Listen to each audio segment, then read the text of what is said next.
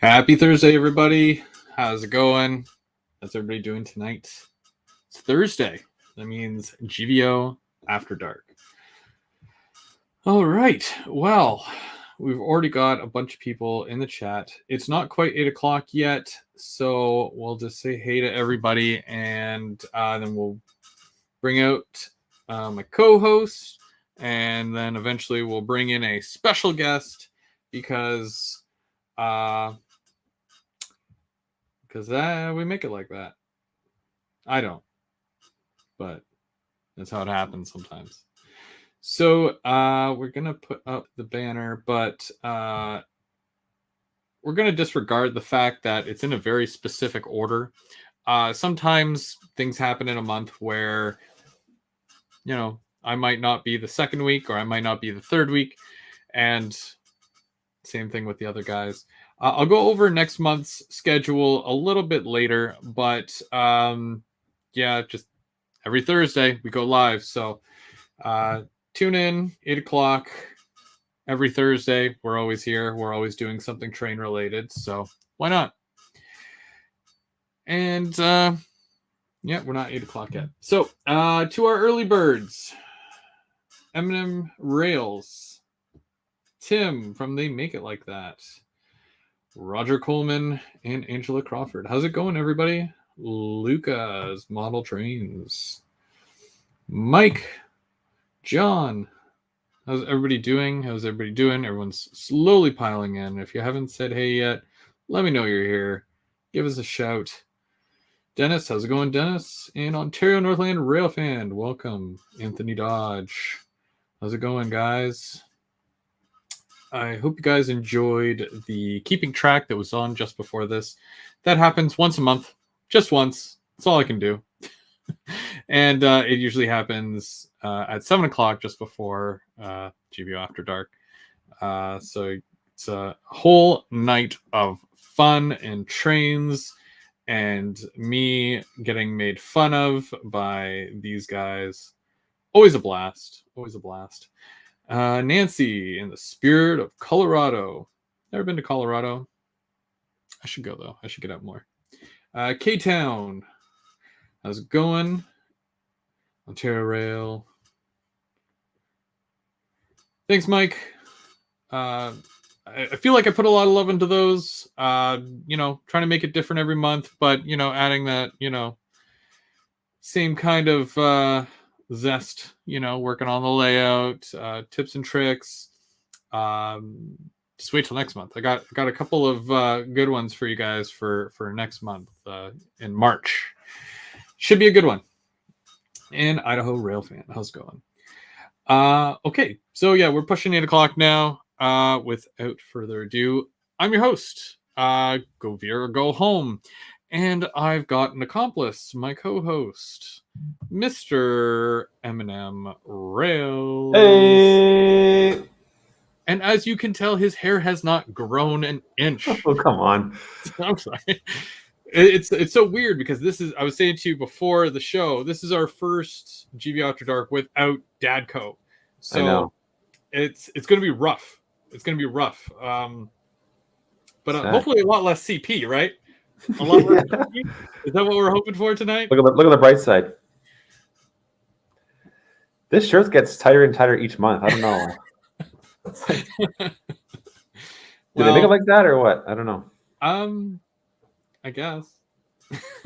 We'll have to get some new ones eventually. Those are so 2020. Speaking of Dadco, I spent all this time on a new theme song for GVO After Dark.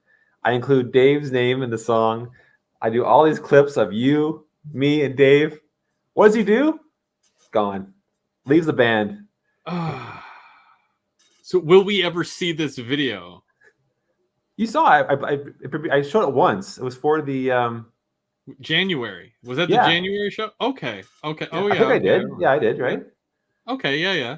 So I played it once, and there was no GVO. No, wait. What month are we in? February. Yeah. Now it's February. Yeah. There was no GVO last month. So it must have been December. Yeah, I can't even remember. So it was it was November for the season premiere because I was waiting for the Halloween clip to put in there. So I did it November, and then December was the Christmas song that I did. Yeah. No show January, and I didn't do one for February. So I played it once, and now it's like I got to replace Dave with Tim, and then Photoshop Tim's face on Dave's body, and Well, I'm looking forward to that because, I mean, yeah, I already know it's going to be amazing just because I've seen your work and I'm a big fan. So, and I refuse to put any N scale images in the theme song. I refuse. I'm not doing it. uh-oh. Well, besides that, we've got a really good show lined up for you guys tonight. GVO After Dark, Season 4, Episode 3. Who knew we would be here still doing this? It's like we're getting paid, but we're not. So it's, it is what it is. But tonight we've got some news about a nuclear. Nuclear. I have to say it with a deeper voice. I don't know. A caboose. Yeah, I could have just said a caboose, but whatever. We got new announcements from Rapido, Bachman, and Athern. We've got new stuff in store from Athern, Rapido, and Aurora Miniatures. What? You've never heard of Aurora Miniatures? Yeah, I know. We didn't practice anything. You're gonna,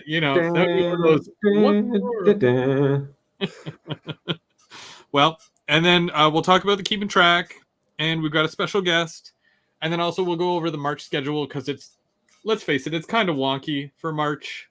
We're getting by. We're doing our thing. So, yeah, and thank you everybody for joining. Thank you. Hey Nathan, Happy Valley Hobbies, and Robert Renz, and Randall Ellison. How's it going, everybody? Okay. First up, okay, so we'll do the news because the news is kind of cool. I'm gonna do a bit of a different approach because of the fact that I can share images and whatnot. Most of the time, whenever I do the news, I always just say the news, and I don't really show you anything. So this time, I'm going to show you exactly what I'm talking about because we have that ability. Okay, so we're gonna go into share an image, and we're just going to talk about it real quick. Where is it? Well, that's not fun. Give me 1 second. Oh, that's why, because I closed it when I was done with it. Let's blame Dave. Yeah, I find it's fair. He can't fight back or anything. So. Okay, so we're gonna share this image that I found, and it's accurate. Okay. A prototype of an armored caboose for the U.S. Navy was developed to help protect loads of sensitive nuclear material. REV, which stands for Rail Escort Vehicle, is set to replace older escort cabooses in 2024. This rail car was sent to the Depot of Transportation, or otherwise known as TTC, which is the Transportation Technology Center in Colorado for a final 2-year testing phase. And look at the size of this thing. That's nuts. Huge. It's huge. Yeah, it's huge. I got another picture of it here. I'm gonna show you in a second. Because that's the side view. So we're gonna do a top view here now. We're gonna share things. Share my tab. Bam. Look at that. So basically, the details about the caboose and its capabilities are limited. The DOE's fact sheet confirmed that it is just under 69 feet long and around 10.5 feet wide, with a max weight of 185,000 pounds. It also provides a comfortable living and working area for security personnel. It's also equipped with security features, including cameras and communication equipment to provide enhanced surveillance. It's said to resemble a boxcar with caboose ends and a cupola on top, which is exactly what you're looking at right now. And if you look very closely at those little windows in the cupola, apparently they made it so that a gunner can sit in there, just in case they're under attack, right? Because people still rob trains. So who knew? Who knew? Not me. Well, I had cupola for supper last night. So good, so good. yeah. I had a cupola donuts for breakfast. Good old So Timmy. the question is, who's making the model of that thing? Oh, you know what? I'm just waiting for like the kit bash of a century here. Yeah. I want to see it. I don't know how long that would be in, scale feet or inches or whatever. And Pretty big. yeah, I imagine about the same size of an auto rack, because auto racks are 72 feet, and this thing's just under 70 feet. So Yeah. Jeez. yeah, it's some wide turning caboose there. You better hope you got some 36-inch radius on your No kidding. layout. So that was the news. I know it's not much of a news, but it's a news with pictures, and Good. I liked it. It's different. It's different. It's it's a caboose. Everyone likes a caboose, except for Mark. Apparently, doesn't like caboose. So I model modern era mostly. we all need a mo caboose. Excuses. Yeah, excuses for cabooses. Come on, everyone needs excuses for cabooses. I know. Robin keeps bugging me to get one too. Who? Robin Gagnon. Oh, yeah. I'm not sure if Robin's on. He's on keeping track. He might be. He might be. Lingering. We're gonna bring in our special guest. Is our special guest listening? I know that they're there. Oh yeah, I think I got like half of a thumbs up. Yeah. Still in the green room? Yeah, in the backstage. Still backstage. And yeah. So okay, so like I had promised, every month, because Dadco has stepped down for duties and whatnot, I'm trying to bring in a special guest every month, someone that I find is awesome, shares a hobby with us, and all that fun stuff. I didn't really prepare a speech because I let his work speak for itself. Yep. So without further ado, we're going to bring on from Canada, Alberta, Canada. We've got Mainline. Hey. Hey, can you hear us? Welcome. I can hear you. Oh, okay, cool. How's it going? How are you today? Great. How are you guys doing? Good. So tonight we're going to talk to you about your layout and everything you do, because you work for CP apparently. Yes. Yeah. Gotcha. We tried to get away from the CP, but we just couldn't today. So it is what it is. And yeah, we're going to do somewhat of an interview style, get to know you a little bit better. And for everybody who's watching, if you don't already subscribe to Mainline, go do that, because you're going to see some awesome content. And we're going to talk a bit about that today. Right? We're going to try. Oh, there you go. That's the spirit. Okay. So, but before we do, we're going to talk about some new announcements, and you guys are welcome to jump in with your thoughts and opinions on these awesome products that we are talking about. For example, a new announcement from Rapido is the second run of the M420. Ooh. I know Mark has one. I have one. That's all I need, Chris. That's all I need is one. That's fine. They run better in pairs. I'm just gonna. It runs amazing by itself, but when you have two, exactly. See, even the cat knows.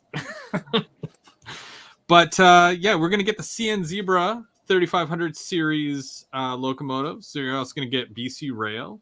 Also available in the M420A and also the B unit. They're like cabless boosters. And there's also the BC Rail Green and the what they call the hockey stick version as well, which is the red, white, and blue. And then there's a few more as well that are available. Yeah.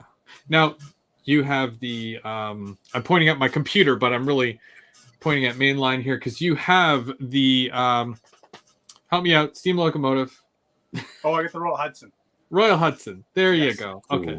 So you have the Royal Hudson, and they just announced more Royal Hudson locomotives.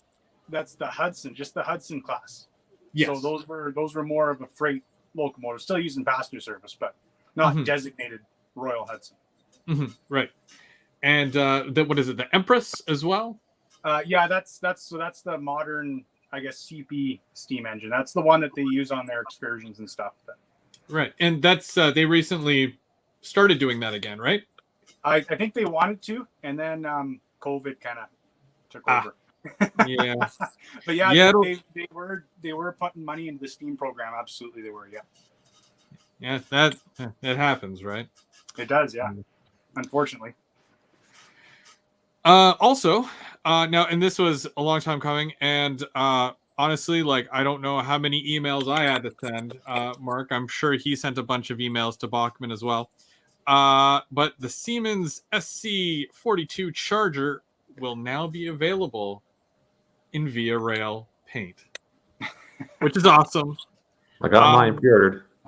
Yeah, well, pre-ordered. Yeah, you guys can pre-order yours now. Now, the thing is that, and don't let the MSRP scare you, it is $480 at most train stores, but do your shopping. I think ours are going to be like $350. So yeah, shop around, see if you can find a better price. We'd like to know. And these things are equipped with TCS Wow Sound, which also means they have Keep Alive.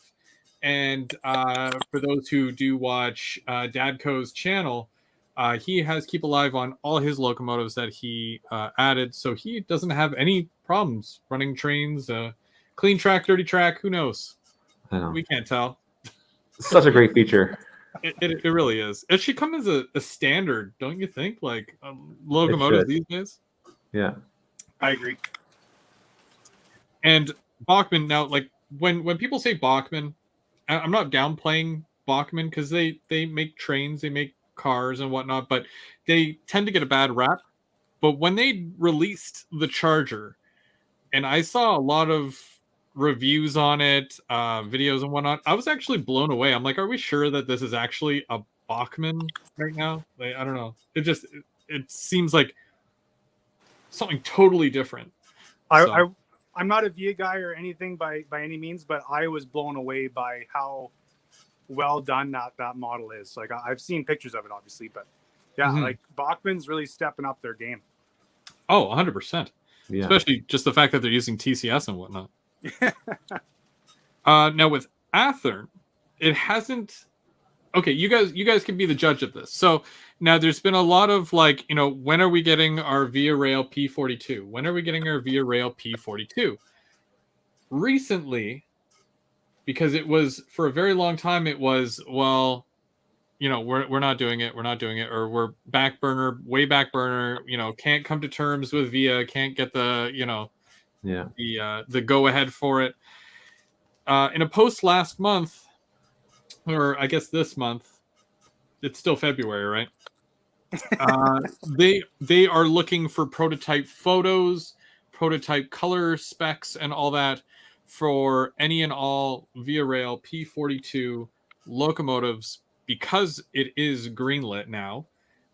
They just haven't made their official announcement yet. So it isn't just either the green P42 or the blue P42. For those Via guys, you know what I'm talking about. There's a little bit of a difference between the two. Mark, you have a P42, right? Yeah. Is it greener or is it more turquoisey Renaissance? I think it's more on the blue side. This one I have. Yeah. Okay. Well, I mean, I'm sure they're at least going to do one or the other. I think they're more inclined to do the green, which works for you if you want another one. But they're also looking at the different wraps, like the 150 Canadian, the 40th anniversary for Via, Love the Way, and maybe some other ones that we might have missed. Who knows? But guys, Via Rail guys, get ready. clear your accounts, put that second mortgage up on the house. You know what I mean? Like it's, we're going to have a heyday next year when these things hit the shelves. So it's going to be awesome. Those I could probably buy 2 or 3 of. Oh, yeah. Now, my trick for this, or what I plan to do, because they, will probably be about $350 to, $375 per locomotive, because we get sound right away, right? Yeah. The trick is to get all the wraps first, and then if you want the Renaissance one, the green or the blue, whatever they do, that those are going to be the last to go. Get the wraps first. Okay. That's from me to you. From me to you. Because the same thing happened with the F40s. Every single one of those wraps went first, and then all the Ren units were the last to go. So, okay. Also, we had an announcement just the other day from Rapido, the new 52-foot bulkhead flats. Yeah, they look awesome. I know that they're. You said you were going to get one, right? Oh, I'll order I'll order the 6-pack. Oh yeah, easily. For sure. Easily. CP Now these cars are they're going for about $65 each, and I know that Rapido has been very forthcoming with the fact that prices will go up a little bit because of whatever it is that's going on. Not to get into the monopoly of it, but yeah, $65 per car or a 6-pack for $390. That's MSRP. We're looking at CP Red or CP Black. You're probably going to get the black ones because that's the older style, right? Yeah, I might mix it up a little bit, but I like the black ones. Now, I was shocked that O&R actually had yellow ones. I can't find any prototype pictures anywhere, but apparently they had yellow ones. So I might get 1 or 2. I don't know if I need a bunch, but they took up a lot of real estate, to be honest with you. So I don't know. That's like the auto racks. I have 2 auto racks, and just like, and they touch like the back and the because they go around the layout like this, right? Yeah. 2 auto racks. Put the 2 on like there. My layout's full. Done. We need to get you a second level guy. It's coming. Second level. 2023. Yeah. There was some new stuff that was hitting shelves this last, and when I do this, I'm doing like January and February because we didn't do a show in January. So if this seems old, it's probably because you probably already have one. And you do, Mark, you do have one. Some CP military units, the SD-70 ACUs. What do you think? No regrets. No my regrets? gosh. No regrets. Like I said, my live show, I watched like 10 reviews on it. Fell in love. Real thing. Man. I was this close to getting one. I'm like, my CP or my CN is going to be mad. And then, I'm like, do I get cars to go with it? Can you get, if you're so used to doing one road name, right? Like, what if I went out and got like a Norfolk Southern locomotive? Do I get cars to go with it, or do I just get the locomotive and run what I already have with it? Is that weird? I don't know. I feel like I'd have to build like an auto rack train at that point, No. I don't know. Is how it is. But we got the CP script in the heritage unit, the red with the gold beaver, the military tribute desert storm, and the Navy shipside, and a Norfolk Southern for good measure. Prices vary depending on where you shop. The Rapido, oh so noisy. Guys, if you guys watched just before this, keeping track, I did a decent and I'm probably like overselling it when I say decent comparison when to the original oh so steamy, but you can get yourself an oh so noisy, which is really just a glorified box car. Let's be honest, they sound weird. And basically they're about $82. Algaloma Central, CN in the green, Great Northern, NYC, O&R in the green, which is the older, or O&R Chevron, which is the more recent, and Via Rail, which is Via Rail. so much to do, so much to remember. I have to write this down every single month, and I know it's organized. I appreciate it. I wouldn't be able to remember any of it. I'd be like, so you know that train that came out, the one that comes in a box, looks good, smells good, sounds good. You know, it's great. I was talking about Aurora Miniatures earlier. Aurora Miniatures, which is a Canadian company, they just delivered their very first products, which is the 40-foot high cube dry containers and the 45-foot high cube dry containers. Guys, if you have not seen these things yet, for a container, just for a shipping container, like they already blow like all the other companies out of the water with the detail. The door's open. The door's open. So cool. Wow. And unlike an auto rack, you don't really feel like you're going to break it when you open up a door. Yeah. Now, they have accurate paint as per road name, correct latches, door latches as per road name, dimensions, and also all the little markings all around it as per road name. So with all the road names, CAI, APL, OOCL, Dongfeng, Hyundai, Hapag Lloyd, Maersk, however you pronounce that, K-Line, Maston 1, which is the pink Ocean Network Expressway, I believe it's deemed as, and more. There's more than that.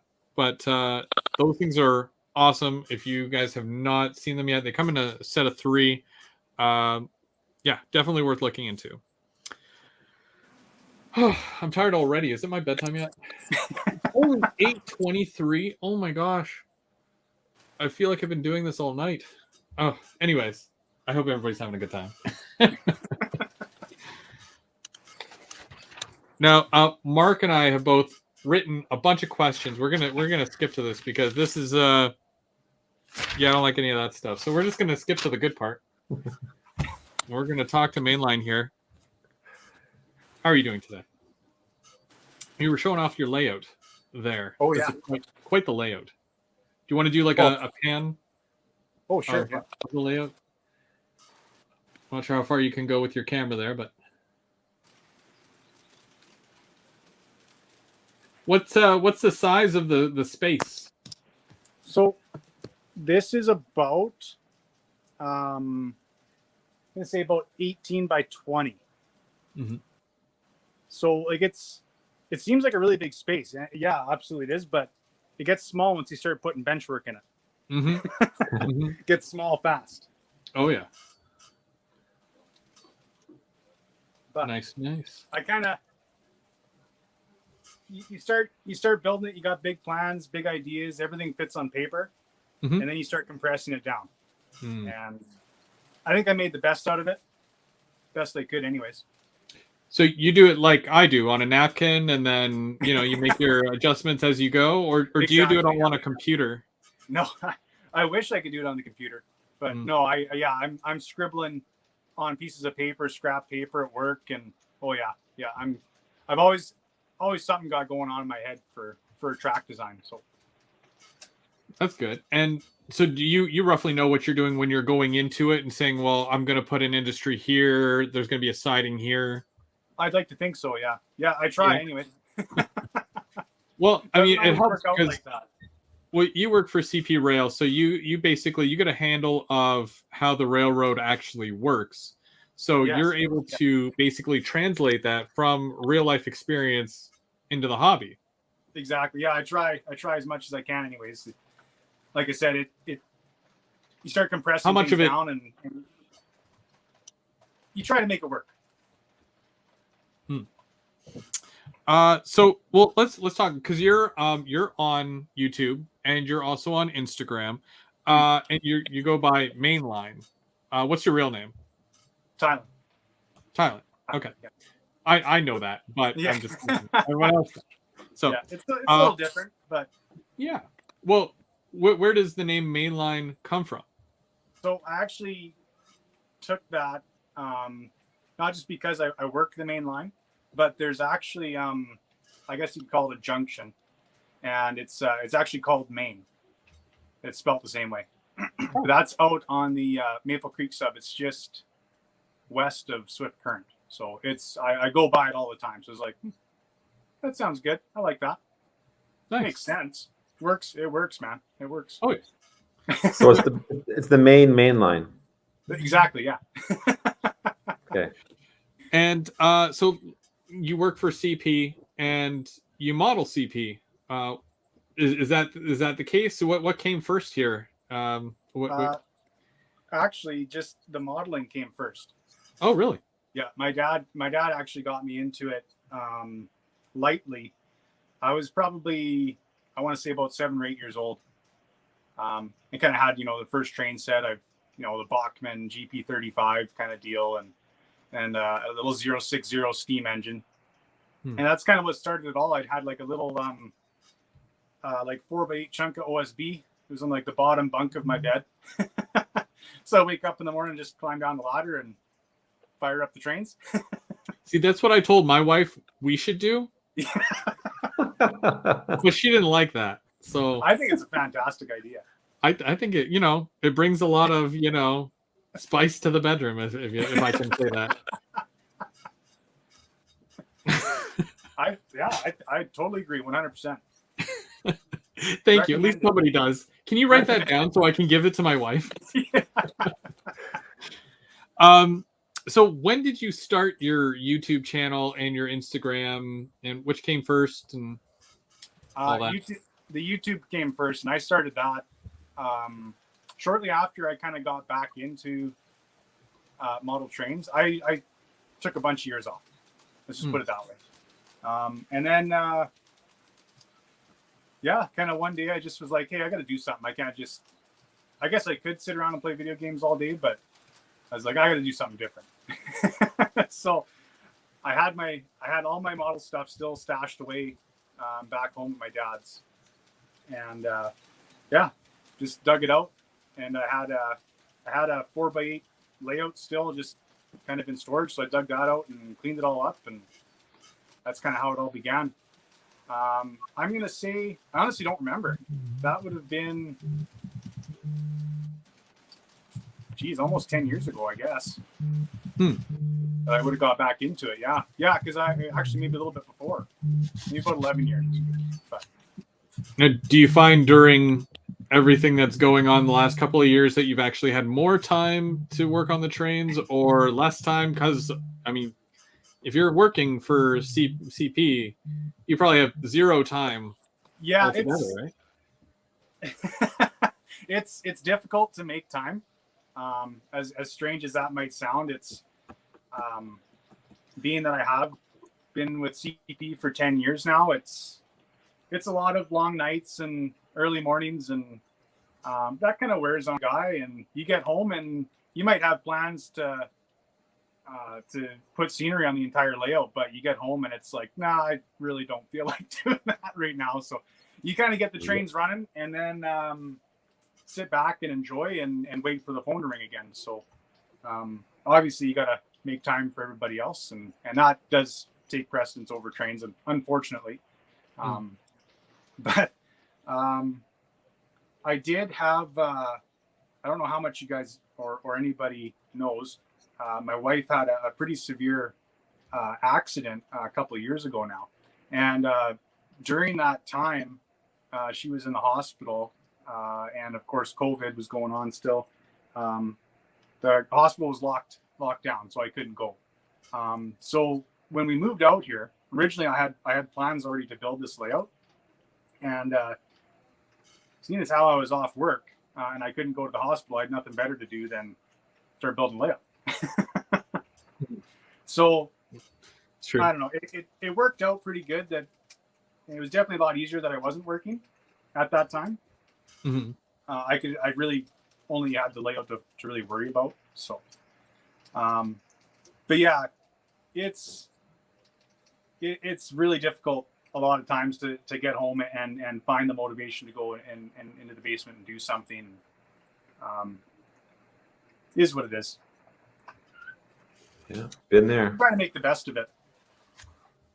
That's true. Yeah, I mean, like, Yeah, I find that like when you go ham, you can go ham for like 2-3 days, and then just by doing little things here and there, it's so easy to get burnt out, and Oh you're yeah. just like, I got to do something else, and so I guess video games was your alternative to that then, right? Yeah, exactly. Yeah. What's your game of choice? I'm just curious as a gamer myself. Well, honestly, now it's been a while, but I've kind of always been into the Xbox. So I was either doing Forza, or I was into the Gears of War. Ah, okay, okay. You and Dave would get along so well. The last time Mark and I were over at Dave's, he made us do driving VR. And nice. Yeah, he has the full setup. Like we had the Oculus Rift thingy on, and he has like a whole steering wheel with the computer screens. Oh, it was yeah. That would be amazing. You'd have a heyday with him. So we replaced Dave with mainline. EP driver. He does play Gears of War too. So yeah. So sorry, Dave. So what for your layout there? We'll get another look. I do believe I saw somebody they want to see, like, I'm going to put you full screen and you can kind of show a better, because right now you're like yay big. So sure, I'm going to go full screen. You can tell us a bit about your industries, why you chose to use these industries, and what they basically represent on your layout there. So, in this particular area, this was loosely based off of a little town on the Brook sub that I would frequently go through going to Calgary, called Bazzano. And back in the 60s, Bazzano was quite the junction. It was a very busy place, several elevators. You had stockyards, you had fuel dealers, like fuel oil dealers, just about everything. There was 3 different subdivisions going through there actually at the time too. There was not only just the main line, the Brook sub, but there was 2 others that kind of went northeast and northwest.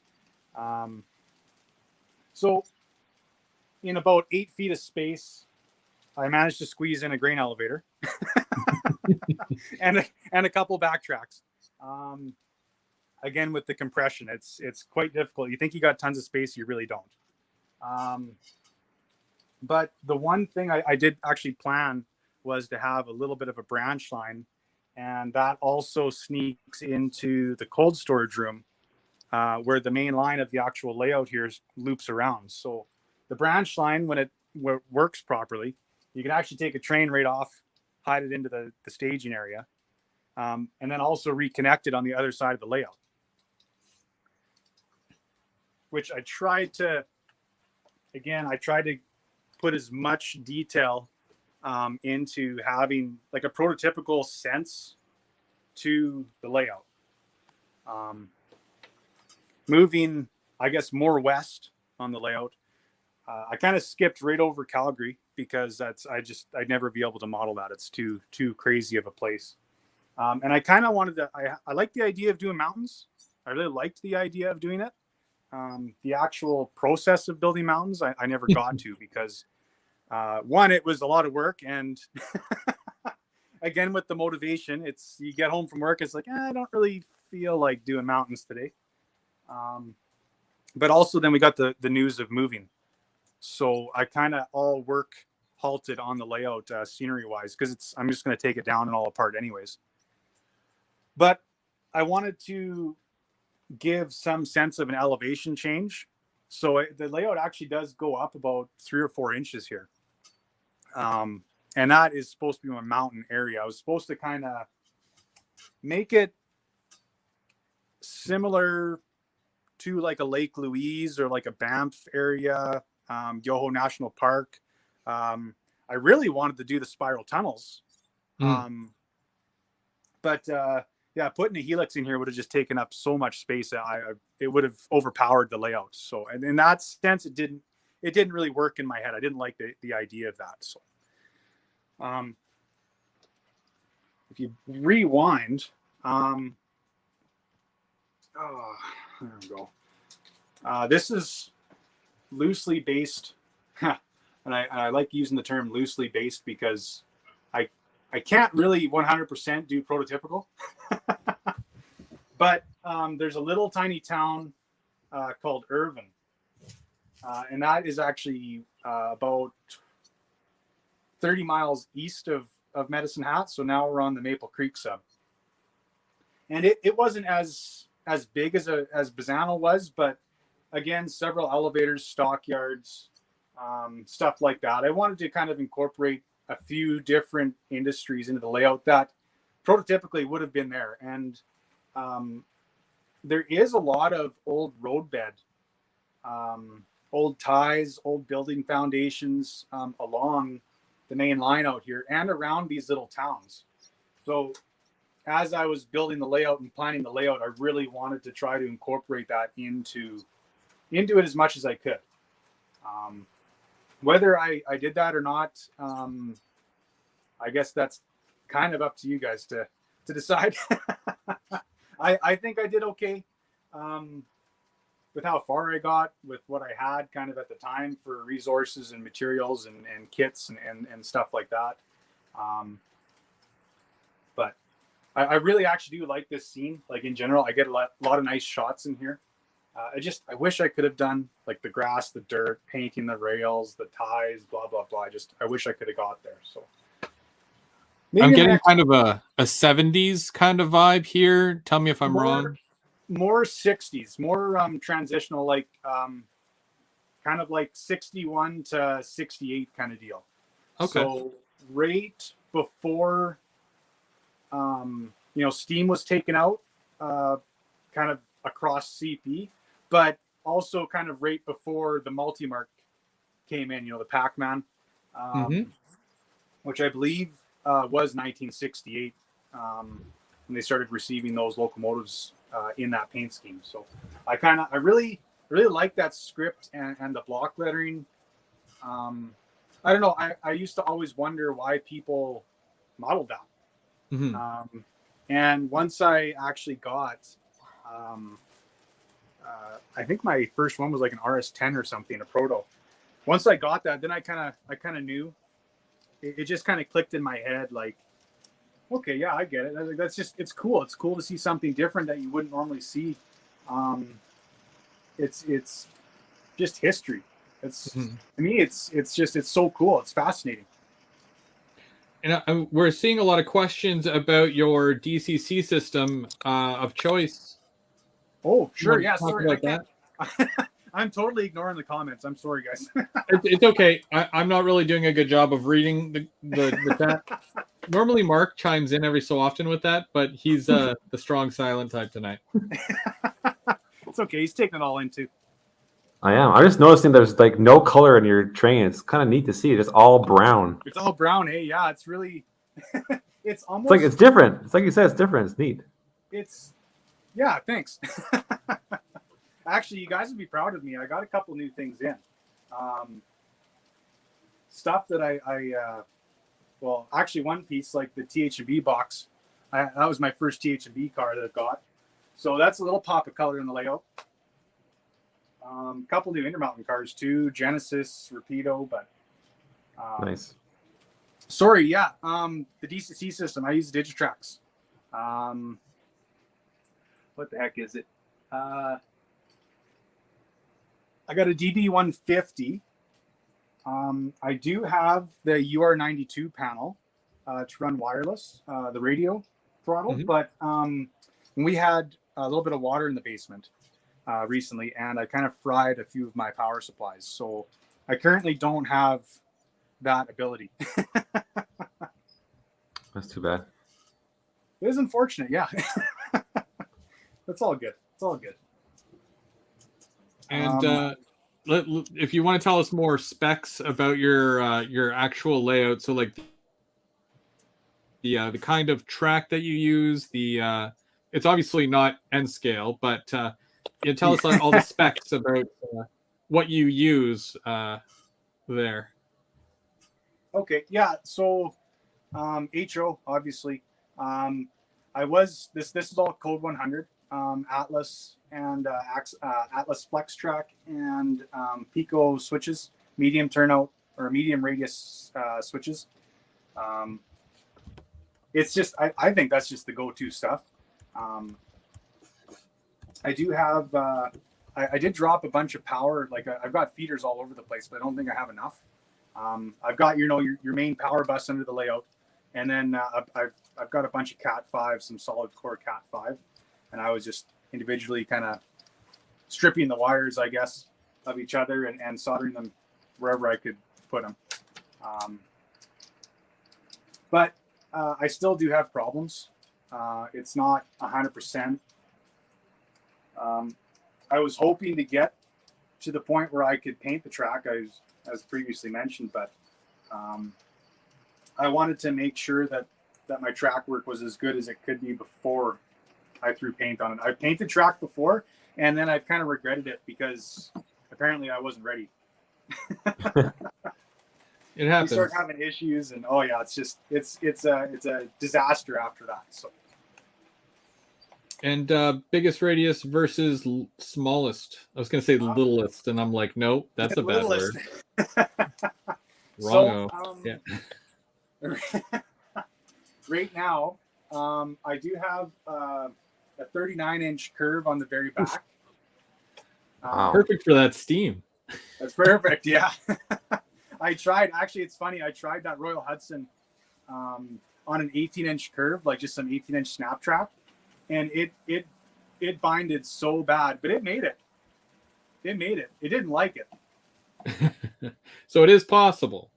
It is possible. Yeah. You got to be slow with it. But, so that's my biggest curve. All the other ones are anywhere from 30, 33, and I think 36 inches. So nice. For main line, like I really wanted to try to get as big a curve in as I could. So, my previous layout, I had a 24-inch curve, a 27-inch curve. That wasn't bad, but that extra bit of radius that you can squeeze out makes a huge difference. Like you wouldn't really think so, but when you see the trains going around, it's pretty amazing. Oh, such a huge difference. So for your new subscribers, what's the deal in the new home? Because you're moving, right? You said. Yeah. So we had bought some land. We bought 5 acres just outside of the city. And then our plan was to build a house. My father-in-law is actually a journeyman carpenter, so he agreed to help build the house for us, which saves us a ton of cash. Yeah. But more for trains. Yeah, exactly. Yeah, trains, maybe some cars, just some other extracurricular activities. But unfortunately, he has notified us. My father-in-law has notified us that he is extremely busy. He is probably way too busy to start building our house this year. So I was planning to take this layout apart and essentially rebuild it into something a little bit bigger, maybe a little bit better in the new house in the basement there. But now even that's on hold because we have no idea. We have no idea what's going on, when it's going to start. As far as we know right now, we're just going to have to rent another place, and it'll be in town somewhere. But we can't even start looking at renting places because the kids got to finish up school first. So it's kind of it's going to be a little crazy. We got to be out by end of June, I guess, beginning of July, and then school's done that last week of June right before we got to move out. So it's going to get a little crazy. It's going to get a little hectic. But. And we've got CP Rails Whiskey Creek and N Scale is asking if there's any risk of you being moved or relocated by CP. No, actually, that's the one nice thing about CP versus CN. Mm-hmm. I've heard some stories that CN, when you hire on, you don't really get to choose. They just kind of punch you off to wherever they they choose. CP, I guess, unless you're super junior and they really, really need guys into the terminals, they might be able to do that. But I've never heard of that happening. You hire on in a place, you can definitely transfer. You can transfer out wherever you want to change a card or even on a weekly bid, I think. Might I recommend Smiths Falls, like 30 minutes away from us? Yeah. Well, yeah, I know Moose Jaw's really hurting for guys right now, and there's a couple places out there.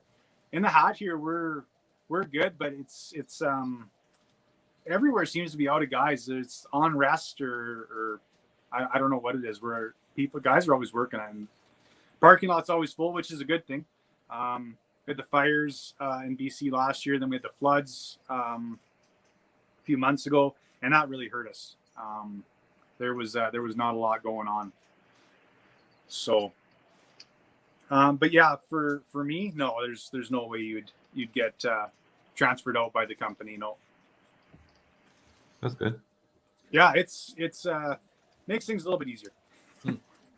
Now, I did see some questions earlier on, and they are very well, they're related to some of the questions that I'm going to ask you, but we're going to break down some of your rolling stock there. We're going to talk about your locomotives and your rolling stock, your favorites, and of course, brand as well, because brand is a huge thing.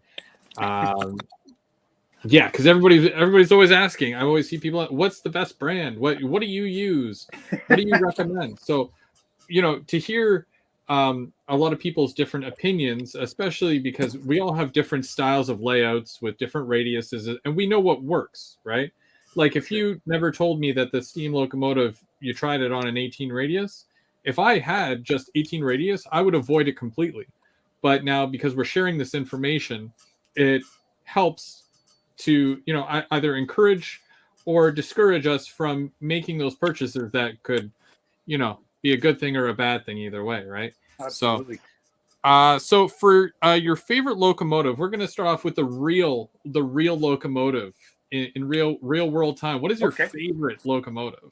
Okay, I gotta say my all-time favorite would have to be an SD40-2. Mm-hmm. My absolute SD60s are with the Spartan cabs, just the regular cab on them. Those are my absolute, yeah, for sure. It just nothing beats the sound, the looks. I think the looks are just wicked. I don't know what it is. I should say not the snoot nose. I don't like that super long short hood. I don't like it. The CP version, like the Canadian version, GMD, yes. I guess the GMD version that's my absolute favorite. And how do you feel about high nose locomotives? Yeah, I saw it coming. Yeah, you know what? It took a little bit to get used to. I guess like the RS18s, RS10, even the H2466, like the Trainmasters. I've got 4 of the Rapido H16 44s, the baby Trainmasters. I got those ordered up, so it's different. But I think for the era, it fits right in. I got no complaints. I think it's wicked. It looks so cool. I find more of them are getting chopped nowadays, though. Yeah, so that was a huge thing for CP back in the day with all the GP9s and the RS18s chopping the noses and then I guess overhauling the prime movers, the engines on them. Mm-hmm. It definitely better visibility. Yeah, it's nice to see out the windows for sure. How much can you see from those windows? Let's say, well, have you ever been in like a GP9 or anything like that with a higher nose? No, actually, I haven't. I have I have driven backwards, long hood forward, and that it's weird. It is really weird. It's. I don't even know how to explain it. You really gotta trust what you've seen, because you could be whipping down the tracks. You think you see one thing, and then you look up again, you see it totally different. It could be a different signal. It could be anything. And without that extra field, like that vision you would normally have, you really, you got to be a little more more careful. Now, you and I have talked about this previously because I'm not entirely sure how much you're able to tell us because you work for CP and all that. But like with locomotives that you have personally driven, and even Nathan in the chat there, he wants to know what the oldest locomotive that you have driven. But I'm just curious about in general what type of locomotives that you normally use as well on a daily basis. Okay. We got to think about that one. I want to say that the SD40-2s, the GP38-2s, those are probably the oldest. Oh, so nice. They're so nice. And you know what? They're guys call them, garbage and pieces of junk and stuff. But the guys that work for the railroad, nothing's ever good enough for us on the railroad, right? Well, I hear the same thing about the VIA guys driving the P42s. They're like, I can't wait to get rid of these because they're falling apart basically. So yeah, that's weird. That's a similar thing that I hear at work too. Yeah, absolutely. But from a modeler perspective, the GP38s, like some of my favorites. Yeah, they're amazing. Yeah, you can't go wrong. There has to be a lash up though. It looks weird when it's by itself. Yeah, back to back, pulling a decent, consist there. A nice load. You're doing good for yourself. Well, wait, sorry to cut you off. No, that's okay. In reality, they're fantastic. You put it into the throttle, it revs up instantly. You've got power on demand. It's not like the newer rebuilds, the GP20Cs, the SD30s. They're too user friendly, and lots of fuel conservation and stuff like that in mind. You put them into forward, you throttle up, they take forever. It seems like, anyways. At work is on a regular basis is usually the AC 4400s or ES 44 ACs. That CP was huge into those for the longest time back when the AC 4400s first came out. I think in 1995, I think they came out. So, and they've always had them. They had obviously the bigger 6,000 horsepower units. They had the AC 6000s, the SD90 Mac H, I think is what it was. They didn't last very long because they were too much power. Wait, the Big Mac? Yeah. Did you drive the Big Mac? I'll drive the SD70s, the rebuilds. Oh, nice. Yeah. Which actually I think, again, guys hate them. But they're super quiet because the cab's isolated from the frame of the actual locomotive. So they're super quiet and they're actually quite comfortable. The suspension is still good in them because they're basically brand new. Not worn out 20 or 30-year-old suspension now. So. And now shifting from the real locomotives to the models, what do you like to use? What are some of your favorites that you like?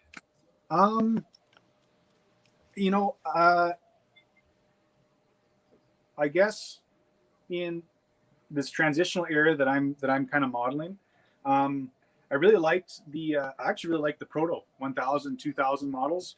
For the longest time, you could pick them up dirt cheap, and they had fantastic detail. Even though most of them were DC, they're super easy to convert over to sound or even just regular DCC. Some of them actually, the later models did come in DCC ready. The old sound models were QSI, and that's not very good in today's standards. Ever have any issues with the gearboxes with those? I hear a lot of people have issues with the gears.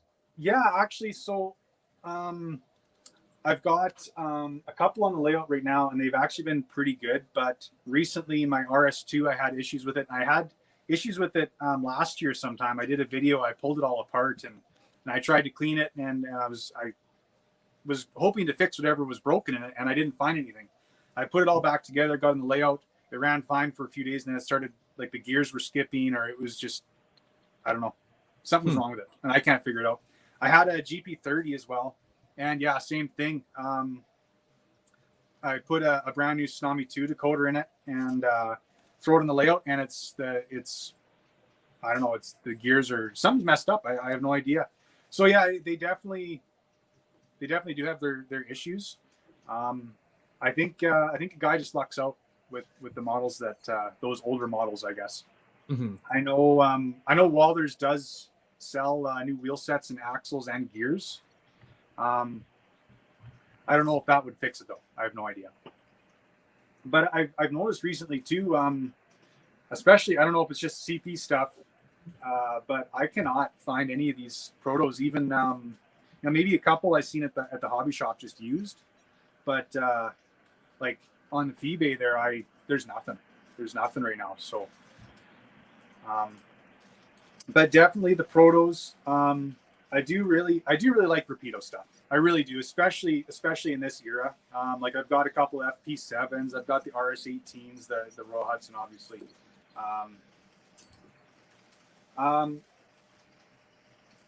You can't go wrong with their warranty, right? Like I sent both the RS18s back and I sent the Royal Hudson back, and it's just no problem. They just send it, perfect. And yeah, it's going to take a month or 2 months or whatever, but for me that's not a big deal. So I really appreciate the fact that they've got such a good customer service department. I think that's kind of what makes, especially buying new models off the shelf, I think that's what really sells it for me. I do, don't get me wrong, on the modern stuff, I do like the After Genesis, absolutely. I used to be really huge into Intermountain, but I think personally their details kind of spiked, and then it kind of went down as like scale trains came out, and the Genesis lineup got better, and I think the Intermountains, even though they have a high price tag, are now kind of being on the lower end of the spectrum. So I've kind of got rid of all my Intermountain stuff, and I'm opting for scale trains and the Genesis 2.0 for my modern stuff. So I know Genesis, they do make GP9s, which I would like. I had an old set that I let go. I wouldn't mind having a couple of the new ones. I can't really go with just one manufacturer in the transitional era, because there's so many. Like even the Atlas, you got the Atlas Train Masters, and Bowser making the C630s and the SD40s, the DRS, the DSs. I can't go with just one manufacturer. You're like a kid in a candy store. Okay, well, what about your top three? What are your top three must-have brands? Your go-to brands? No specific order. We'll keep it to no specific order. Top three favorite Locomotive brands or manufacturers. Okay. Just and both eras, modern, transitional, whatever. Yeah, whatever. So, Rapido, After Genesis, and Bowser. It's probably my three favorites. Yeah, absolutely. Good choice. Especially for what you model there, right? So. Yeah, exactly. Mark wanted to ask a question. Yeah. I've been on mute this whole time. I've been asking questions like crazy. No, I thought just he was ignoring me. Oh, jeez. No, I just have one question. 1 second here. I just got queued up. Why did you go HO scale? Oh, you know what? Never mind. We know all the answers here. It's the best scale ever. So yeah, that's right. Yeah, took the words right out of my mouth. So you didn't have an awkward N scale phase like the rest of us, or you know what? It's been tempting.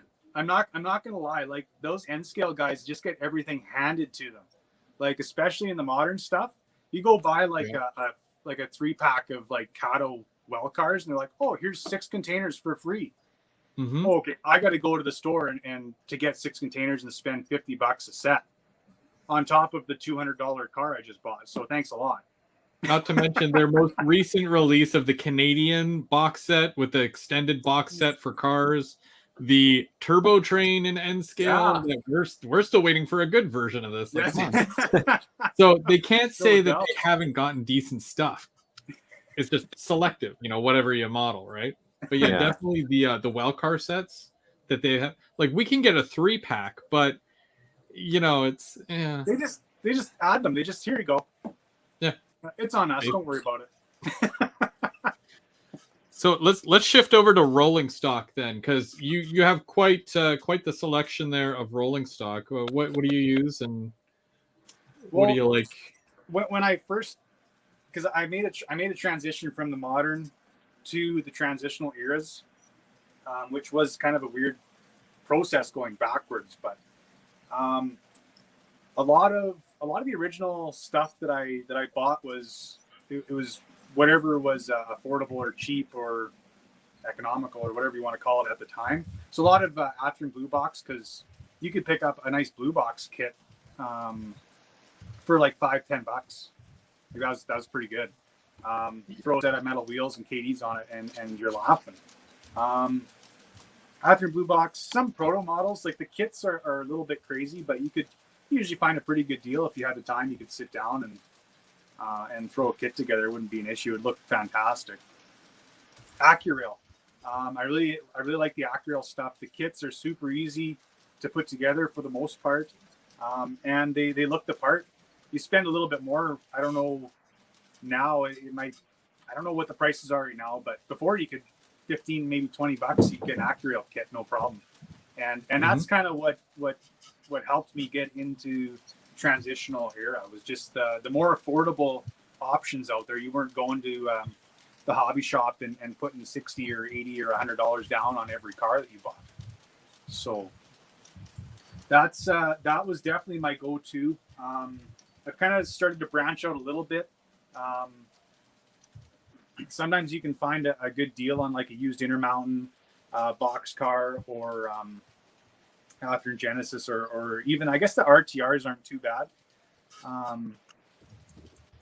And actually recently with all the releases that Rapido's been announcing and having come out too, I've kind of been throwing my orders in for some Rapido stuff. Oh yeah. There's more on the way too. It's nuts. Well, so yeah, I just got 5 of these Rapido TTX cars, these 2FC cars, and that's the paint scheme before they repainted to kind of the modern trailer train logo. This was like 57-ish, I think, 1957, so a little bit old, but and I kind of splurged. I got a couple of After Genesis cars in I think they're 89-foot TUFC cars.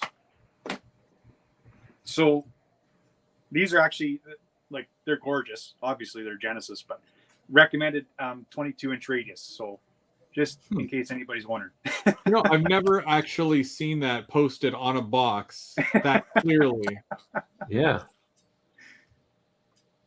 Because even with like Rapido, they'll say, well, it'll work on 18-inch radius, but you got to do some modifications, of course. Yeah. Oh, it'll work all right. Yeah. But it's going kind of back to oh, that's cool.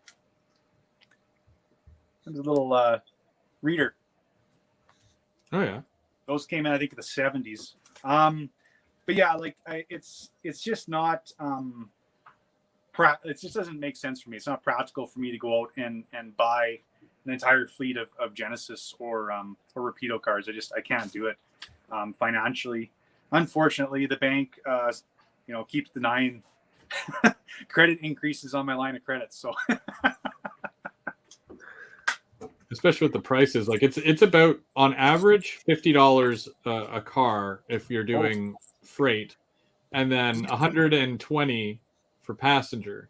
Yeah. Oh yeah. Like a lot of those Rapido cars, like the Canadian or the Via sets or whatever they're like $130, $150 a car sometimes. These Genesis cars, I want to say they were they would have been right around, I think, the $60 mark for sure. Maybe 80. I want to say maybe a bit closer to 80, but you get what you pay for. Yeah. So that's the After Genesis one, right? This is the Genesis, yeah. Those are long. Holy mackerel. Yeah, they're an 89 foot car, I believe. It says built in 1965, so fits the layout perfectly. Oh, geez. Pretty nice weight to it. Good piping detail and everything. And what's the plan to put on there? What's that? Sorry, Mark. We're going to put on that car. Just keep empty. You're going to put a load on there. Yeah, I've got a couple. Well, maybe not. I got a couple. I got a handful of old, just some blue box trailers. Okay. So they're nothing fancy, but like they are like After and blue box. So nice. I think it works. It'll work. It gets the point across. That's kind of what I'm after. And mainline, do you know a Duke D? Maybe.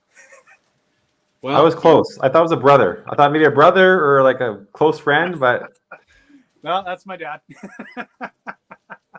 That's nice.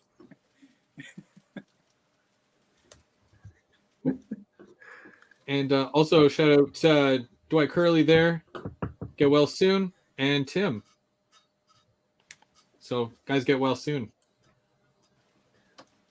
Now you were telling me about a very interesting car that you picked up recently. I'm pretty sure I've seen it on this locomotive that's going around here now. Yeah. Is that what you're grabbing?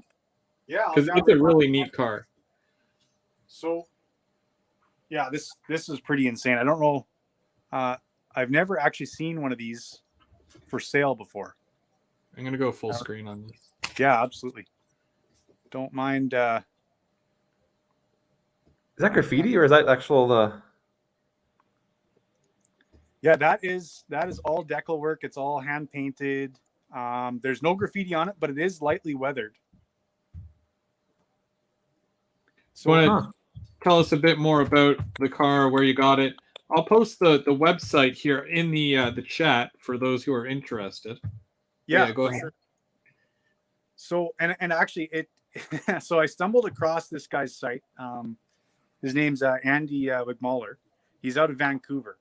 And I stumbled across his site because I was actually looking at buying one of those oh so noisy steam cars from Rapido. And it just pure luck. So I came across this guy's website and he had advertised this Robot 1 car. And I was like, okay, that's wicked. That's cool. I've never seen one for sale before. I went and did my research on him. I'd heard stories at work. For guys that don't know, this is your version 1 of distributed power. So this is Locomotive 1 in the railroad terms. And you needed a box car essentially to house all the electrical equipment, all the equipment for the air brakes, to control that mid-train locomotive. It was just a one-way system, so there would have been a box up on the head end to send a radio signal to this car in particular, and then that would have controlled your mid-train engine. This was built in 1967, so CP actually built this car and experimented with robotizing. It was big in the mountains with grain trains, coal trains as well. But again, I'd actually never seen one for sale, and for sure you could go make one. Absolutely, go make one. This was based off of the prototype, which was an X silk baggage car. I'm sorry, I don't know what the silk baggage car meant. Just a baggage car to me is just a baggage car, but he's a one-man crew. Like he did all the research. I'll show you some of that under detail there, just so everybody can see that. He did all the research, all the painting, all the decal work, the custom decals. It's an epoxy resin car body, so it's super strong, but there are some fragile parts on here. All the little piping, the grab irons, the ladders, it's all brass details. KD number 178 couplers, semi-scale metal wheels. I don't know what brand offhand, sorry, but it's over the top detail. It is a museum quality piece. Being that he's a one-man show, he doesn't have any future plans for production. So whatever he's got left, I think he's only got one of these left for sale, and then that's it. That's all he's making. He doesn't just make these cars. He's got a whole website, and anything from I guess like the 1920s CP up to like the 1970s CP, even some BC Rail stuff, cabooses, yeah, kind of you name it. You just check it out and pick your poison. That website, I did post in the chat. It's readytrain.com, all one word, obviously. Yeah, and yeah, check it out. They've got a whole bunch of different stuff to choose from. I checked it out personally. That BC Rail stuff, I'm pretty sure that my friend Tristan, I'm gonna have to send him that link, get him to take a look, because he's a big BC Rail guy. So so yeah, I seen it and I was like, okay, there's probably other things I should be buying right now, but this is just way too cool. Yeah, you don't see that every day. I mean, the different versions of an MDU, but like to see it like that, it's very, very obscure. It's absolutely.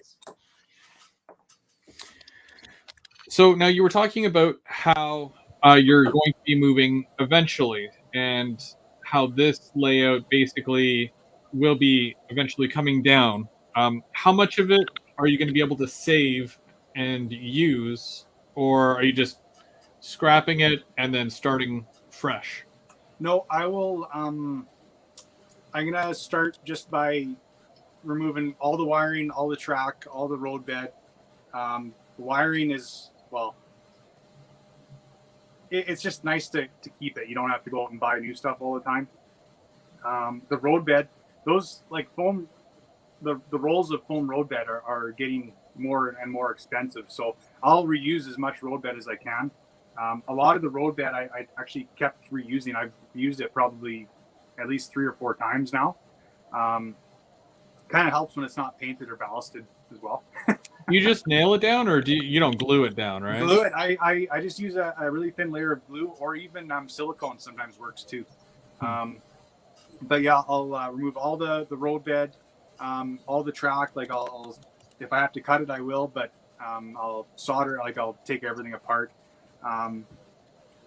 Take the plywood off, the fascia, the backdrop, everything. I'm gonna reuse all the bench work because it just you can't get rid of that, especially with the way lumber prices are right now.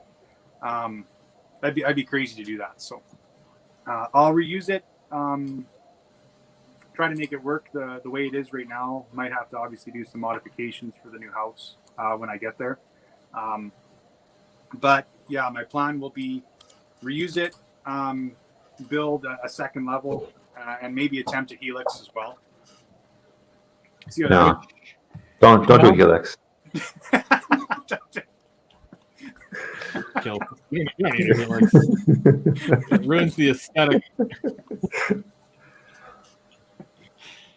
Just don't do something that's like a 3-level layout. I'm pretty Yeah, exactly. Sure, Mark, there's got to be a space. You can just cut a hole in the wall. I'm sure your wife won't mind.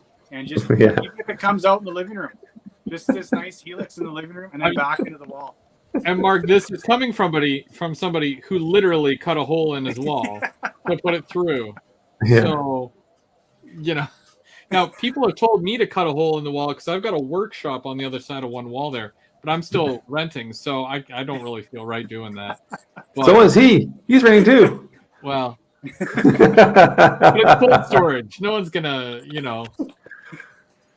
I don't. You don't even use. Do you use your cold storage, or is it just there? Well, we did have a bunch of food in there at one point until all the mice got in. So now we mainly it's non-perishable stuff, cans. Basically canned stuff. So we do actually use it for its purpose. Yeah. It's a Canadian mouse when he doesn't mind the cold. So. And it's cold in there. Yeah, absolutely. So now, what about plans for the new layout? I know it's hard when you don't have an exact, space that you can say, well, 20 feet this way, I'm going to put a yard here. But is there specifics that you're hoping to do? Because we know that because you're on, YouTube, you're probably going to be posting videos and whatnot. What can we look forward to seeing in the near future from you as far as layout plans? I want ideally keep a kind of a major yard part on the layout, but definitely it'll stay double track. I like it obviously not very prototypical, but I like the ability to just have something constantly running. I do like a little bit of switching, hence why I've got a yard and several little industries. But I enjoy, I think, mainly coming down and just watching stuff run, and even if it's the same direction, opposite direction, whatever, something can always be running. I actually did like it. I could just send the passenger train around, and then I could go out and do my little switching operations, and I wouldn't have to be so worried about clearing up the main line or whatever, right, to get out of the way. So definitely a double track still, a main yard that would kind of handle two of my big points on my want list. Probably just expanding the overall length, and that's kind of where the second level comes in. I really wanted to have more than just one or two little towns to kind of stop in and switch out. So that's kind of my plan right now for future layout progress. So it's a good plan. I think so. I just got to put it together. So see how that goes. So what is your favorite part of building a layout? What is the one thing that you love doing? Everybody has that one thing, or the one thing that you dislike the most. Like for me, I hate doing electrical, so I try to avoid it at all costs. What is the one thing that you really like doing, and what's the one thing that you try to avoid at all costs? I think the planning is probably my favorite. I love just putting things down on paper and sketching things out, and that aspect of just thinking and trying to make things work and look good, I guess. That's probably my favorite part. The least favorite part, there's so many. You know what? The wiring's not bad. It's probably up there. I wouldn't say it's the absolute worst. I guess a lot of soldering. I think the soldering is probably the worst part. If I didn't have to solder everything, solder all the wires and connections and everything like that, I think it'd be a lot easier, a lot smoother. I hear that. You're not like under the layout at 2 a.m. and you're like burning yourself on the solder iron and dropping solder everywhere and Oh yeah, no, I've had solder get flicked, and I don't use safety glasses when I solder because why would you? I mean, why would I? And I've had solder hit me right here, like a little flick, and it hit me right here, and I was like, ow, and then I and it was already dry, but I'm like, what the, it is what it is, but soldering is not amazing. Laying the track is the fun part, where you piece it out and you're like, I got 3 feet further today because I added one piece. I'm short another piece, but I'm going to go to the store tomorrow and I'm going to get a piece and I'm going to be 3 feet farther, and then you have to try it. You put the locomotive on it, you move the 3 feet. You're like, you're expecting it not to work, but it works. And you're like, oh, it's good, it works. Goes an extra 3 feet. I can't put a train behind it because then it goes like, Oh, but you try though. You try. Oh, yeah. You try. You got to make sure it makes it around that curve. It's a 3-foot curve, but will it make it? We try it. I have to say though, I'm rather disappointed. I watch all your videos and I always see a cat. You've been on here for an hour and a half and I've not seen one cat. It's a good thing your channel isn't named after your cat sketch or something, because I'd be very disappointed right now. You're not living up to that, I'm sorry I let you down. I'm sorry. It happens. I'll just go watch one of your older videos and, I'll watch the cats there.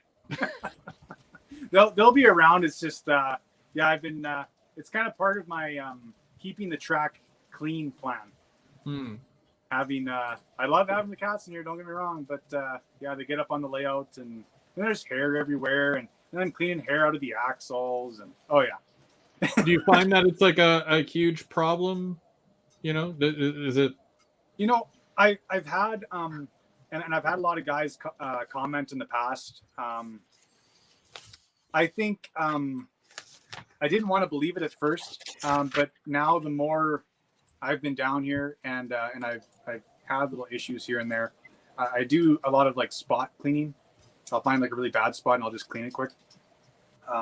Just especially over the last few months, I don't know, it's maybe a lack of the ceiling not being there. The cats being in here, maybe higher than average moisture levels and stuff like that. I've got the furnaces down here with the central vac and, maybe a little bit more dust. So yeah, I think all of that is just starting to build on itself and it just feels like I have to clean the track a lot. So I've been trying to minimize, some of those things and hoping for the most part, everything runs pretty decent now. But yeah, it's definitely a process. For the size you have, do you find it easy to keep clean or? Yes and no. I don't know how like club layouts like that kind of size. I don't know how they keep the track clean there. This is enough of a task. But I could probably go, I'd like to say at least a month without really having to do much to it, as long as I'm running trains or, maybe like I said, doing a little spot clean here and there. But I did go through all the wheels again, like on the rolling stock and just kind of cleaned them by hand even. I guess every little bit helps.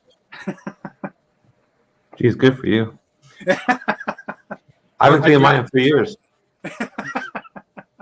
Mark, did you have any more questions for him? Did we miss anything there?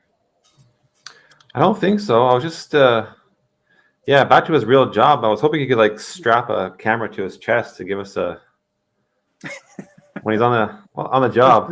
I wouldn't mind doing that sometime, but the company frowns upon electronic. Yeah, of course. Devices, of course. No, I'm just teasing. So maybe one day, but yeah. Doing a live from like, the cab. Hey everybody. this is where I work. Welcome to MTV Cribs. I would totally do that. I would absolutely. I've even like thought about bringing the cats with me too. I think that would just be hilarious. And that's probably why I don't work for the railroad, because I would have already lost my job by now. Because you and I are thinking the exact same. Where can I put the litter box? Where can I put her dish? She would sleep up on the dashboard there, and oh yeah, yeah, definitely. Videotape everything, like literally everything. Like, you got the controls, right? I'm gonna go outside. I'm gonna film the locomotive doing what I should be doing right now while you do it, and then I'm gonna post it later. Yeah, exactly. That's why I'm not allowed near railroad tracks anymore. So, Tyler, when you watch other videos of like, if you watch an operation session on someone's video, do you cringe when they do something like, yours truly, not prototypical, or just kind of let it go? No, it's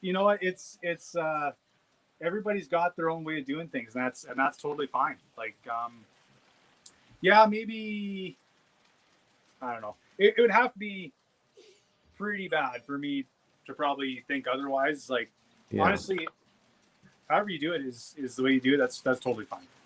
I try to incorporate as much of the real world, I guess, into my little bit of the layout. But at the end of the day, it's just I just want to run trains.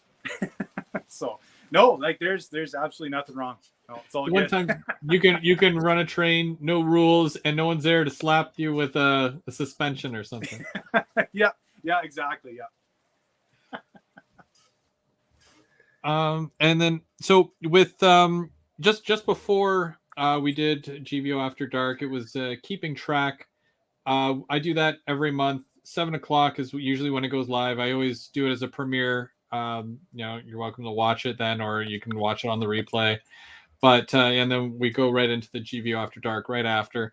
It's never normally like an hour long show, although I really cut this one down a lot. I think when I was talking to Mark when I was editing it, it was at about 45 minutes, and I managed to get it down to like 32 or 33, and then I had to do like the intro outro kind of deal. So it adds a lot to it. Just But when you cut out the fat of it and you just try to put in like key points, I find that it does help. And with the Just Plug system, like I did a video when it first hit the market about 7 years ago, and that video right now is almost at 10K. And Wow. I was just like, I have to go back and I have to show more and really the process, and instead of just like, well, this is the product, this is what I think, basically, right? I want to give it a bit more, what do they call it, lip service? I don't know. But it's a really good system. And for me, the guy who hates doing electrical work, it's a really neat system, and I really liked it. So I wanted to definitely highlight that in the keeping track. Same thing with the steam generator, the second run, and I just, it just doesn't sound right. It sounds really weird. It's okay as a novelty, but it's just a glorified boxcar, I find. To each their own, right? Like a lot of my wife saw it. My wife was watching with me, keeping track, and she's like, "Want one of those?" I says, "No." "Are you sure?" "No, thank you." "I'll buy you one." And "No, the I don't funny want thing one." is that those are your cars, and the steam generator car goes with your cars. Yeah. So that's the funny thing, right? Thanks again for lending those to me in the LRC. It really helps. No problem. So for next month, Mark is going to lend. No. No, but I really appreciate that. It really helps. So I don't have to go out and buy an LRC locomotive just to do the video to make it, make sense, right? So, but yeah, doing, there was a little bit of a different thing. Like I didn't do an unboxing before, and the winter rail fanning, I definitely don't mind it. It's odd, going out in the middle of winter, and I still get the waves from the conductor, standing there. I know, it's fun. It's nice. Hey, I don't think he wants to be filmed, too. but if somebody's out there, I'll try to wave too. Yeah, absolutely. There was a question earlier. You are a conductor, right? Yeah, so conductor, but I am also a qualified locomotive engineer. Oh, neat. I totally missed that. I forgot who asked, but I hopefully that answers your question like an hour later. And then for next month, so next month is, like I said, it's kind of a wonky schedule, but that's cool. So Mark is actually going to take the first week, which is March 3rd. Then Tim, which is They Make It Like That, he's got the second week, which is March 10th. Hopefully he's feeling better. And if you guys missed his live show this month, you guys got to go check it out, because he did a really good job. Was it 2.5 hours he went for? He's trying to beat my 3.5 hour weave fest, Oh man, that kid's gunning for me now. He wants my job. But then on March 17th, which is technically, it's 2 days after my birthday, but it's going to be my birthday live show. And yes, it is St. Patrick's Day. And no, I won't have any green beer, but I might have a green beard. You have a green beard? No, I meant beer. Oh. Green beer. Sorry. You've had green beer before. Green beer. The headphones. No. Yeah. But I might have a green locomotive. How does that sound? Yeah. No, I don't have any green locomotives yet, so I might as well get one for St. Patty's Day. Why not? Okay. And one of those shirts that says "Kiss Me, I love trains." You gotta find one. There's a CP GP30. I think it was done in an Athearn Genesis. It was a really old run. Oh, really? Right? Yeah. It was green. It was green. That doesn't help me. CP. Hey, nope. Oh. Come on, Mark. Come on, back me up, man. Back me up here. Yeah, He has 1 CP. He's not backing anything. That's how it starts.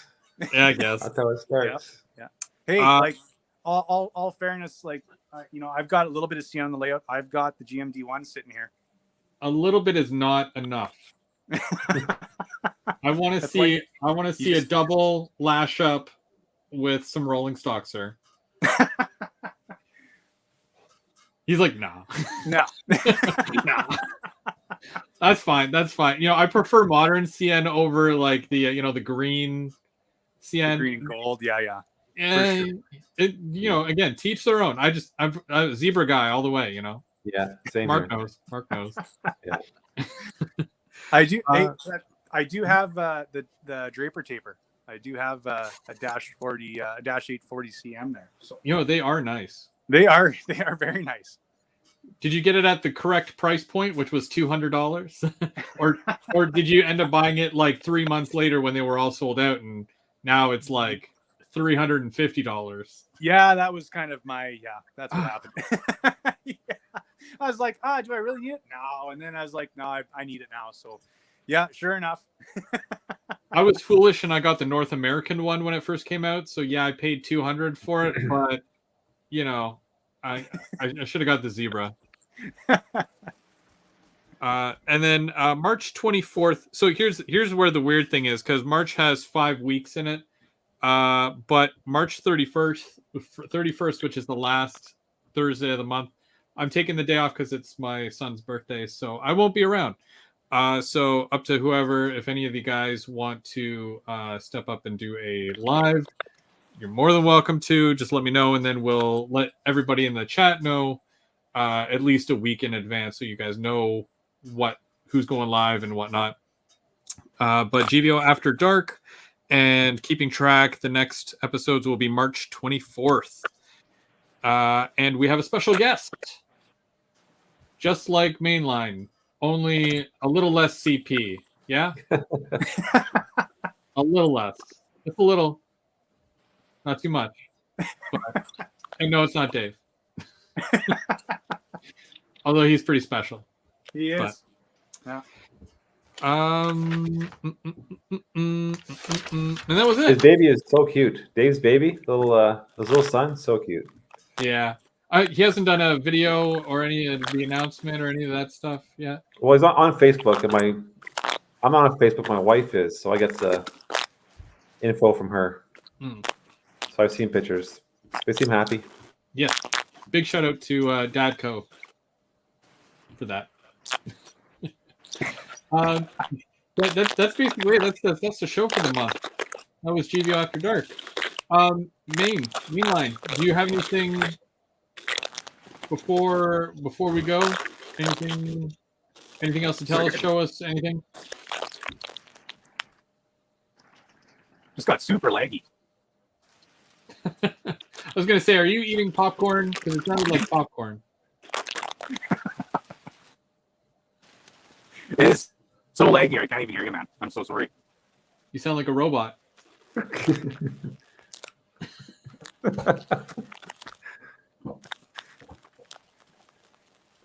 What'd you call Chris? Nothing. Okay, well, while Mainline's fixing his audio and lag, Mark, any plans for next week? Because we're going to be over on your channel next week. Yeah, so I'm going to build a Helix, I think, for my live show. What do you think? I think that it's going to be a bathroom overhaul with the Helix in the bathroom. Yeah. Yeah. So I'll start the construction of my Helix next live show.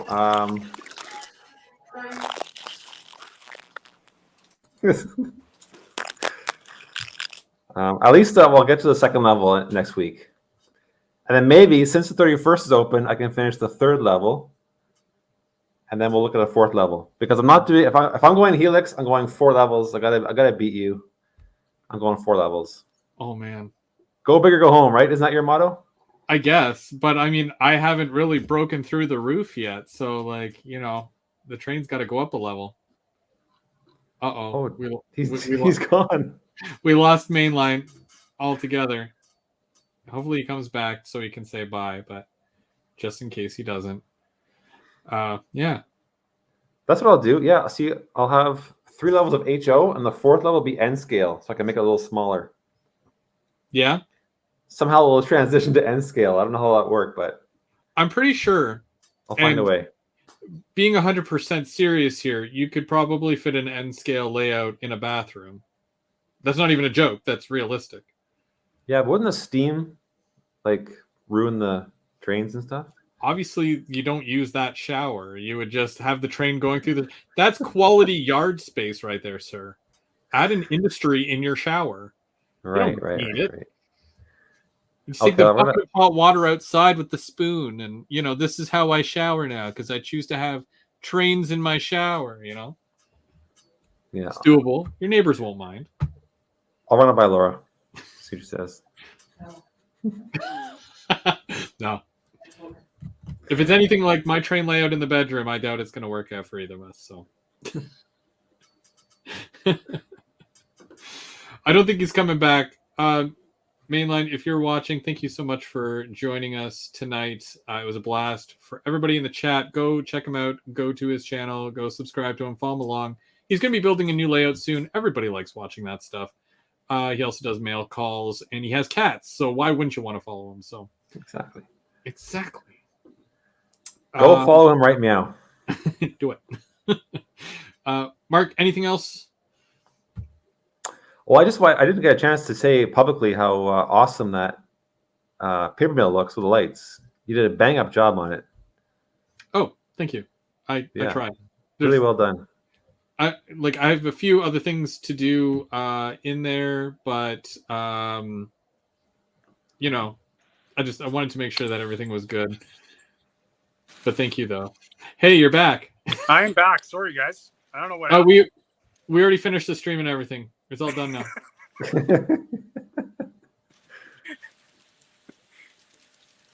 No, I'm just kidding.